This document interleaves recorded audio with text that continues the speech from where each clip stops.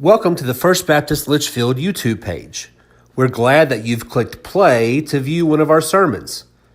On behalf of our church family, we want to invite you to join us on Sundays at 8:45 a.m. for Sunday school, 10 a.m. for worship, and Wednesday nights during the school year for discipleship classes for all age groups. If you're in need of prayer, we would like to pray for you, so please contact us via email at prayer@fbclitchfield.com. Learn more about us at fbclitchfield.com, and for now, enjoy a video from our recent worship service. And for every home is that you would have this kind of love. That's my prayer. That's my hope for you, that your home would be filled with this kind of love. In all homes. Because if it did, divorce would be eliminated. Child abuse would be a thing of the past. Fights would be reduced to disagreements. Disagreements would be reduced to discussions. And discussions would be reduced to prayers. I want to share with you how your family can not only live together and not only last together, but I want to share with you how your family can love together right into heaven. Three things. Number one, family love must be physically demonstrated. It must be physically demonstrated. Now, you may not have come from an affectionate home, but that does not mean you cannot have an affectionate home. I want to say a special word here to the men in the family, especially you fathers. The power of an affectionate father in the life of his wife and children is nuclear. It's nuclear. We can learn a lot about fathers and sons and brothers in the Bible, and we will here in a few moments. But I'm going to talk specifically about this matter of hugging and kissing your family.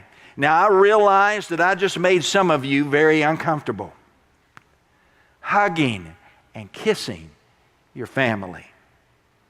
There used to be a commercial years ago that asked the question, have you hugged your kids today? Have you hugged your kids today? Now, that's a good question, but I want to take it further. Have you hugged your spouse today? Have you hugged your parents today? Have you hugged your grandchildren today? I know many of you men are saying right now in your heart, Pastor Doug, I'm just not the hugging kind. Well, I say to you, man up. Now, I realize that hugging and kissing in the family today has become more the exception than the rule. Even in caring homes, most parents, particularly fathers, will stop touching their children once the children reach grade school years. But man, the Bible paints a different picture. The greatest father, perhaps in the entire New Testament, was the father of the prodigal son. And when this big strapping boy came home from the pig pen, from a life of rebellion and sin, the Bible tells us in Luke chapter 15, verse 20, that his father saw him and was filled with compassion for him. He ran to his son, threw his arms around him, and kissed him. Now, Greek language is even stronger than that, because what he really did was give his son a big bear hug. And he kissed him over and over and over and over again. It is what I refer to as a shotgun kiss. Over and over and over and over again. Jacob and Esau in the Bible were two grown men, brothers who had had a falling out, and they became enemies, these two brothers. And after many years of being apart in bitterness and anger, they reconciled their relationship. And when they came back together, we read in Genesis chapter 33, verse 4, that Esau ran to meet Jacob and embraced him. He threw his arms around his neck and kissed him. Joseph in the Bible, he'd been sold into slavery by his own brothers. And he had kept his identity hidden from them when he became the prime minister of Egypt. But when he finally revealed that he was their long-lost brother, the Bible says in Genesis chapter 45 that then he threw his arms around his brother, Benjamin, and wept. And Benjamin embraced him, weeping, and he kissed all his brothers.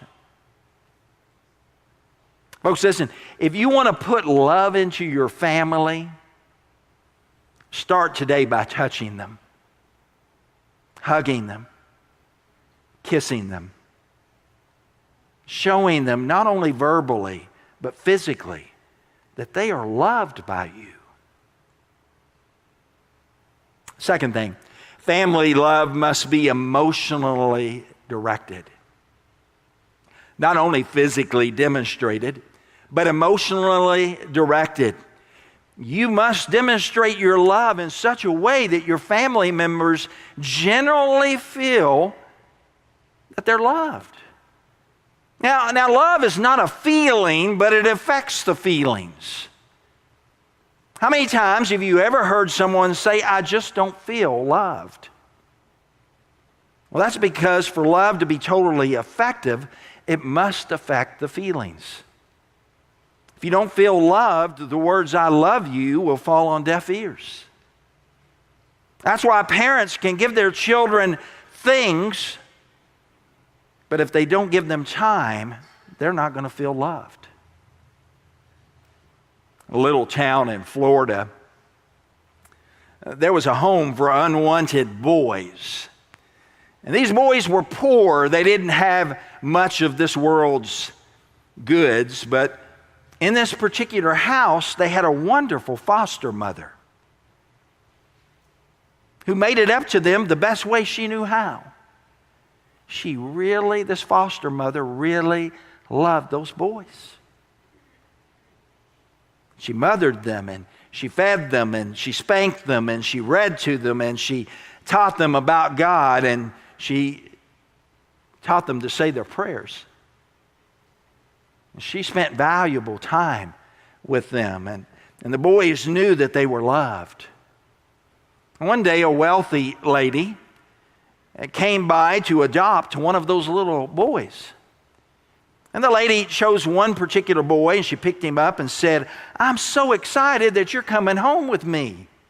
Do you have a bicycle?" And he said, "No, ma'am." And she said, "Well, we're going to buy you one." And then she said, "Do you have a pair of roller skates?" And the little boy said, "Well, just an old pair." And she said, "Well, we're going to buy you a brand new pair of roller skates." And then she said, "Tell me, son, do you have a transistor radio?" The little boy looked kind of puzzled and said, "Ma'am, I don't even know what a transistor radio is." She said, "Well, don't worry. We're going to get you one." The little boy began to look very sad and heartbroken. The lady said, "Son, what's the matter?" The little boy said, "Ma'am, that's all you're going to give me if I come live with you. I'd rather stay here." You know, so many families today spell love T-H-I-N-G-S. But love is really spelled T-I-M-E. That's the third thing. Family love, it must be spiritually driven. Family love must be spiritually driven. It's time to look at 1 Corinthians 13. When you scan through that and you look at those words and that description, when you see how love is described in 1 Corinthians 13, you realize that it has a spiritual dimension. That's a spiritual dimension that you will not find in Hallmark movies. And believe me, I've seen them all. Right, dear? Now I want you to imagine how different your family would be if you loved your family in this way.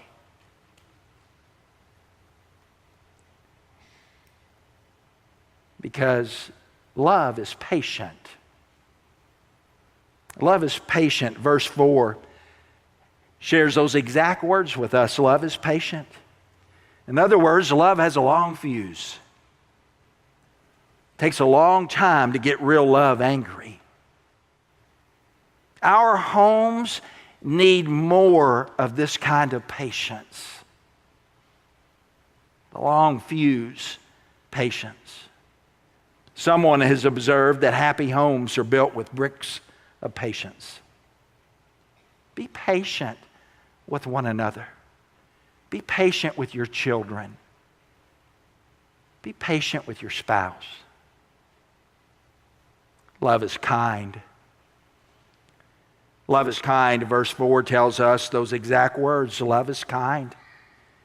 How does kindness relate to love? Well, someone has defined kindness as the ability to love people more than they deserve. Mark Twain said, kindness is a language which the deaf can hear and the blind can see. Folks, listen, I don't know of anything that would more quickly change a home than kindness. Be kind to one another. Love is selfless. It's selfless. Verse 4 said it does not envy. Nothing will destroy a family quicker than jealousy. I've seen it. I know marriages that have been destroyed by the jealousy of one spouse over another. I know brothers, including my own, and my relationship with my own brothers, who've been engaged in sibling rivalry most of their lives because they're jealous of one another. There's a very wise person who said, every time you turn green with envy, you're ripe for trouble. Love is humble. Love is humble. Verse 4 says it does not boast. It's not proud. Real love, folks, listen. Real love admits wrongdoing. It admits when you're wrong. Real love asks for forgiveness. Real love realizes that no one is perfect. Your spouse is not perfect. Your children are not perfect. Your grandchildren, believe it or not, are not perfect. One movie declared these words, love means never having to say you're sorry. Now, I don't know what movie that was. Love means never having to say you're sorry. That's so dumb, it's stupid. Love means you're willing to say you're sorry. You're willing to admit when you're wrong. You're willing to seek forgiveness and make things right. Next to I love you, the two greatest words you will hear in a family are the words I'm sorry.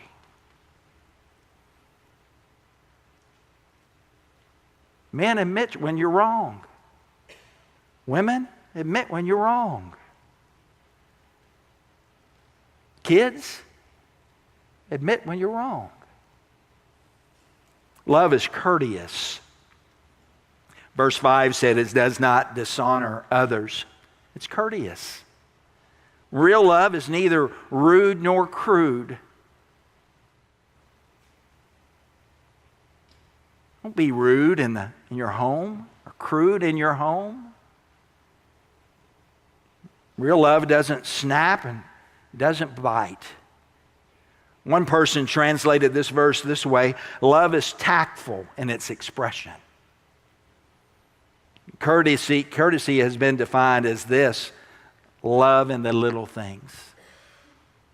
Folks, it's in your home, it's the little things that matter. It's the little things that matter. Be courteous. Love is considerate. Considerate, verse 5, it is not self-seeking.